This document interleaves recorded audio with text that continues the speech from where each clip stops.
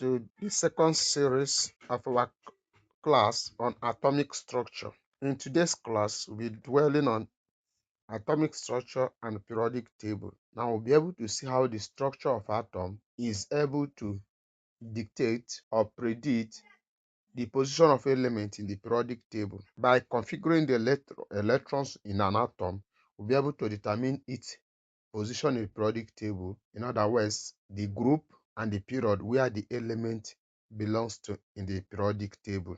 Now, what is electronic configuration? Our definition here: an electronic configuration is the arrangement of an atom's or ions electrons in its energy levels or shells and orbitals. The arrangement of electrons of atoms or ions in its energy level or its shells or its orbitals. It determines how an element behaves chemically and bonds with other atoms. How is that possible? Now, when the electrons are arranged according to the principle guiding the arrangement of electrons in the orbital, you'll be able to see the valence electrons, and the valence electrons determine the nature of bonding and the chemical behavior of that particular element. So the number of electrons in the outer shell, in the last shell, which we call the valence shell, will determine will tell a lot about the chemical property of that particular element. Now we have three rules that govern filling of electrons in shells or orbitals or energy levels. Three rules that govern them. The first rule is the Alpha principle. It says that electrons fill lower energy orbital before entering the higher energy orbital. In other words, when electron is being filled in an atomic orbital or shell, it starts with the shell or orbital of the lowest energy level before moving to the higher energy level. That's what the Alpha principle tells us. Now, the second rule is Pauli exclusion principle. This principle guides how an orbital can hold electrons. It says an orbital can hold a maximum of 2 electrons and they must have opposite spin. In other words, they will spin alternatively in this way. Pauli exclusion principle says that an orbital can hold a maximum of 2 electrons and they must have opposite spins. And the third rule is the Hund's rule, which says that in filling electron into orbital, that electron will enter singly into a degenerate orbital before pairing will take place. When the electron is being fed into a degenerate orbital, the electron will enter singly before pairing will take place. Let's take, for instance, you have a p orbital is degenerated into px, p, and pz. The carbon atom, where we have C6, and we have the orbital to be 1, 2, 2s2, 2p2. Now, in this p orbital here, what happened?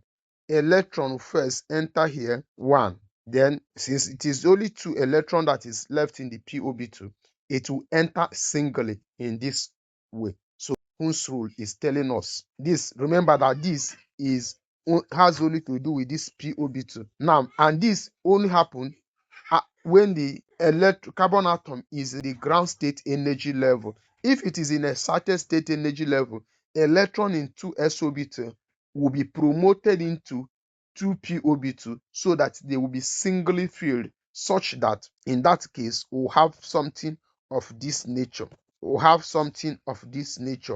So we'll have a 1, 2s1, 2p, 2p, 2p. You can see that now the 3 degenerate orbitals, each of them is having 1 electron. Now this is the excited state energy level of carbon atom, how the electrons go into atomic orbital or energy level. So now, electron shell diagram. Now, electron orbit the nucleus in shell, and each shell has a different amount of energy associated with it. Remember that when we treated the atomic structure, the proton and the neutrons in an atom are located in the center of the atom, while the electron revolve or orbit the electron shell or the energy level or the orbital. Now, with a specific energy, each orbital has a specific energy level. The energy level of the orbitals in an atom are not the same. The orbital next to the nucleus is the lowest energy orbital, followed by the next, and keep on moving. So the more you move, the higher energy it is going. The farther away from the nucleus, the more energy a shell has. The farther away from the nucleus, the more energy a shell has. Electron fill the shell closest to the nucleus first. Electron first enter the shell closest to the nucleus. When that shell is filled up, then electron will go to the next shell. The first shell will accommodate 2 electrons. The second shell will accommodate 2 electrons. 8 electrons, I mean to say.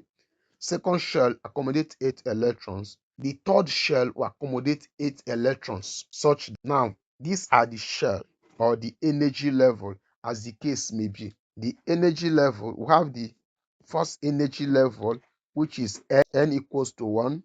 We have the second energy level, which is the second shell, n equals to 2. And the third energy level, n equals to 3. So increasing energy and distance from the nucleus. Now, according to this rule, to determine the maximum number of electrons per each energy level, we use the formula 2n raised power 2. So in the case we have n equals to 1, we are going to have 2, since n is 1 equals to 1 raised power 2. That will give us 2. So the maximum number of electrons this shell with energy level 1 will carry is 2. What about the shell with energy level 2? We are going to have 2, since it is 2 to power 2, we'll have 2 into 2 raised power 2. 2 to power 2 is 4. So we have 2 times 4, which is giving us equals to 8. Then the shell with third energy level. The shell with third energy level, we are going to have that 2 into 3 raised power 2, which will give us 2 times 9, which is equals to 18. So the maximum number of electrons this third shell will carry is equals to 18. The maximum number of electrons it can carry is equals to 18. But notwithstanding, the octet rule is the reason why we have K with 2, L 8, M 8, as the case may be. Let's move on as we go on. So say the electron shell, the outermost shell of an atom is called the valence shell, and an atom is much more stable if it can manage to completely fill this shell with electrons. So the stability of an atom is based on how complete its valence shell is. If the valence shell is completely filled with electron, the atom is completely suitable. If the valence shell is half filled, the stability is also high. But the atomic orbital is completely unsuitable if the valence shell is partially filled with electrons. So completely filled shell, suitable atomic structure. Partially filled shell, unsuitable atomic structure. Half filled shell, suitable to an extent. A simplified model showing the electron shell. A simplified model showing the electron shell. Now, let's go through this. It says, the arrangement of electron in shell can also be explained using numbers. Instead of drawing electron shell diagram, the number of electrons in each electron shell can be written down separate by comma. This notation is called the electronic configuration or electronic structure. For example, carbon has 6 electrons, 2 in the first shell and 4 in the second shell. Its electron configuration is therefore 2, 4. Electronic configuration can also be written for ions. Yes, because ions still contains electron, and therefore we can arrange the electron in the structure of the ions. Take for instance sodium ion. A sodium ion has 10 electrons because it has ionized by loss of electron, and therefore there will be 2 electrons in the first shell and 8 electrons in the second shell. So, which means that we can actually represent the structure by more than one or two methods. And that's what we are going to do here. Let's see the way we can actually represent the electron structure of an atom. And we are going to use we are going to be working on the structure of the first 20 elements. Now, I can decide to use the circle form. So hydrogen. In the hydrogen, remember that hydrogen has one electron. I'll draw. Now this is the nucleus. The hydrogen has one electron. Helium nucleus. Helium has 2 electrons. Then lithium has 3 electrons. Atomic number is 3. The first shell, 2 electrons. The second shell, 1 electrons. Here is the nucleus. So I have 1 electron in the first shell and 2 electrons in the first shell, 1 electron in the second shell. Then I have beryllium Be with atomic number 4. The first shell has 2 electrons. The second shell has 2 electrons. So we have this, we have this. Then we have boron B with 5 atomic number 5, so 5 electrons. We have this, then we have this. So we have the nucleus here, electron here, then electron here, this is 4, then electron here, this is 5. Then we have carbon has an atomic number 6, and meaning that it has 6 electrons. So we have the 6 electron, we have this, we have the second one, so we have 2 electrons in the first shell, 4 electrons in the second shell or second energy level. Then nitrogen, which is having 7 electrons, because atomic number is 7, we have this. So 2 here. Remember there's nucleus in it. Then we have this. How many is here? 1, 2, 3, 4, 5, 6. Then the 7th one, I pair this 7 electrons. So we can use this to represent all the first 20, all the elements in the periodic table, and still we can use the other method of representation, either using the orbital, the notation, the sp and orbitals and co, or we can also do hydrogen. Here we have using k shell, this one for hydrogen. Then for helium we have k, lithium we have Kl1, beryllium Kl2, boron K2l, carbon have Kl, nitrogen Kl. So you can use this letter to represent them, or you can just write them. Like let's say oxygen here, I may want to write without using this letter. I'll just write 2, 6. If I write fluorine, I'll write 2, 7. Then neon, I'll write 2, 8. For sodium, Na, I'll have 2, 8, 1. And magnesium, remember the first letter is capital letter and the second letter must be small letter. We'll have a 2, 8, then 2. As soon as the second shell has accommodated the maximum number of electrons that it will carry, the electron is promoted or moved to the next shell. So for aluminium, we have 2, 8, 3. Is there other way we can write this? Yes, there are other ways we can write this. What are those other ways? Let's look at this. I can here the hydrogen here.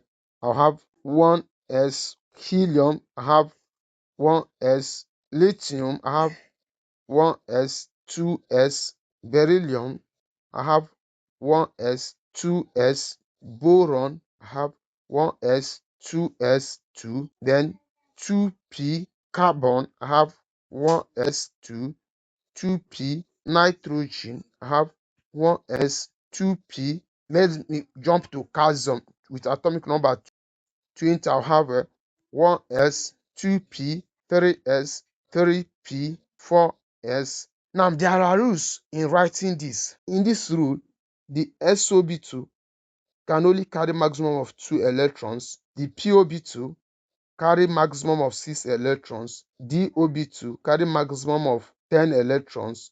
and FOB2 carry maximum of 14 electrons. You can see within the first 20 elements, the electron will never enter the DOB2 within the first 20 elements. It's from the 21st element, which is scandium, the electron will start entering into the DOB2. And as you move further to the second transition series, the electron will start entering the FOB2 and so on and so forth. Now, how do electron get filled into this orbital? There's arrangement. This orbital follows the order according to the principle we have mentioned. Now, which order is this electron following? Now have a 1, 2, 2, 3s, 3p, 3d, 4s, 4, 4, 4, 5s, 5p, 5d, 5, 6s. Let me stop here. So electron first enter here. When the first one s orbital is filled, electron will enter the 2s orbital. If the 2s orbital is filled, which means that one s orbital is of lower energy than 2s orbital, and 2s orbital is of lower energy to 2p. So when the 2s orbital is filled with electron, and the electron will move into 2p. If 2p is filled, the electron will move into 3. If 3s is filled up, the electron will now move into 3p, and from 3p to 4 orbital. Now it is when the 4s orbital is filled up, electron will now move into 3, from 3d to 4p, from 4p to 5s. Then from 5s, electron will now move into what? 4d, then 5p to 6 orbital. So according to their energy, irrespective of the coefficient, that is what is expected where electron is supposed to fill according to energy level, which means that but remember that 4SOB2 means this is fourth shell, while 3D means we are talking about the third shell. We are talking about the third shell. Yes, but the 3D orbital has higher energy than the 4s orbital. That's the reason why the filling of electron has no respect to 4s orbital, to that this is in this coefficients. No, it follows the order of the energy. So take note of this whenever you are using this in writing electronic configuration. It must be recognized. It shows your level of understanding of chemistry. So this is task given to us. You say, draw and write electronic structure of magnesium and calcium. You are given this task to draw and write the electronic structure of magnesium and calcium. This is classwork or exercise 1. So can we answer it? Yes, let's answer this question. We are asked to draw and write the electronic configuration of magnesium and calcium. Let's draw. We are using the shell, so we have to work of that magnesium first, then we'll answer that of calcium. So magnesium is Mg, the atomic number is 12. So if we want to draw, we have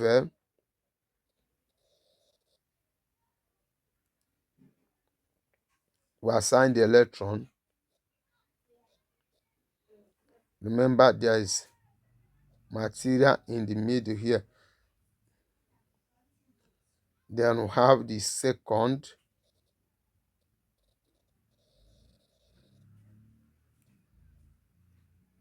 which will carry 8 electrons.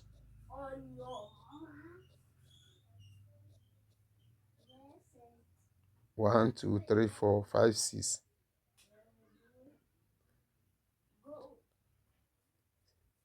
7, 8. Then we'll have the third shell.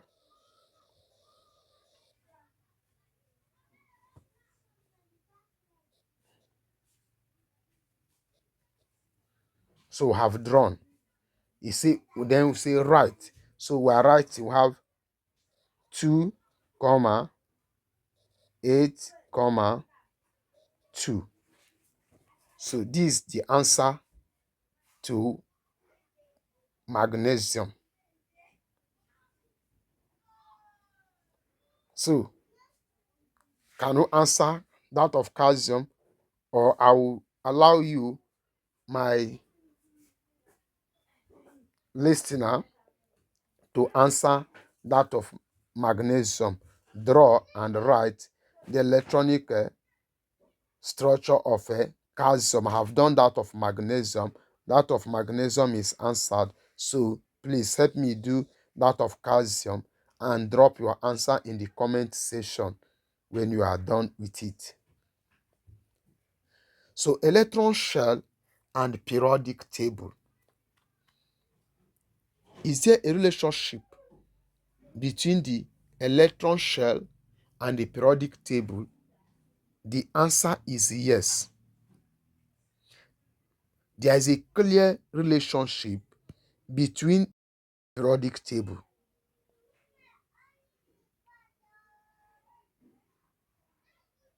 There is a clear relationship between the electronic configuration and how the periodic table is designed. There is a very clear relationship.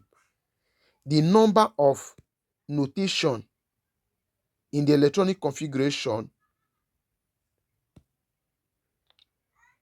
will show the number of occupied shares of electrons the atom has, showing periods in which the element is in. Showing the period in which the element is in. The last notation shows the number of outer electrons the atom has, showing the group that the element is in group 1 to group 7. For elements in group 1 to then elements in the same group have the same number of outer shell. What is all this saying? Yes, that there is a what? Relationship. In fact, you cannot have a periodic table without using the electron shell or electronic configuration. Take for instance, let's look at calcium as a case study. If I write, I will have 2, 8, 8, 2. If I have potassium, I'll have 2, 8, 8, 1. If I have chlorine, I have 2, 8, 7. Now, let's interpret. Let's decode where this element belongs to. Let me look at again neon. I have 2, 8. Yes. Let's identify. From here, we have 1, 2, 3, 4. This signifies the period in the periodic table. The period. It means that calcium is in period 4. This particular one, the element in the last shell, shows the what? The group. This means that calcium is in group 2. For potassium, we have also 1, 2, 3, 4. It means period 4. Then here, the last element or the last shell equals to group, which is equals to group 1. Chlorine, period 1, 2, 3, group 7. Chlorine is in period 3, group 7. While neon is in period 1, 2, then group 8, or what we call group 0. So you see that if you understand the periodic table and if you understand the electronic structure, electronic configuration of the element, you can have blank periodic table and you fill all the elements in the appropriate position using this electronic configuration.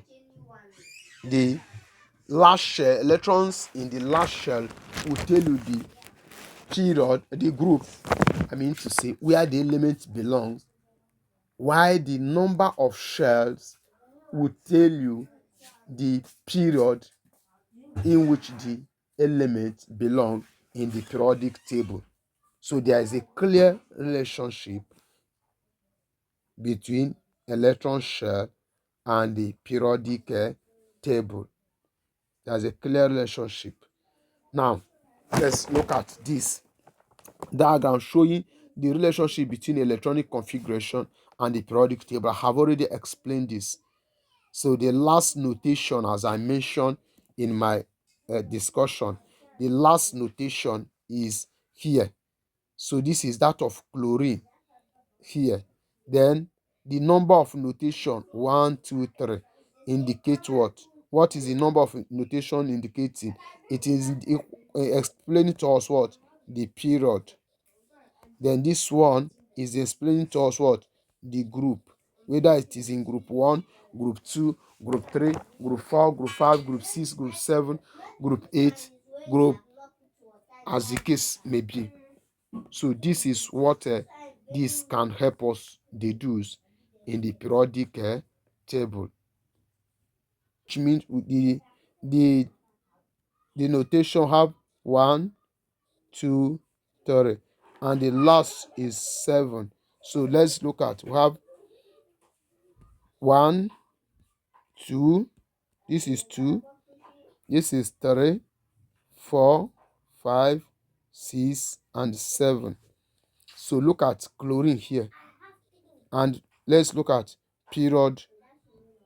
This period 1, then period 2, this is period 2, then period number 3. So chlorine is in period 3. That's why 3 is already written here. Period 3, group 7. Period 3, group 7. So this is the usefulness of electronic configuration. This is the usefulness of electronic configuration.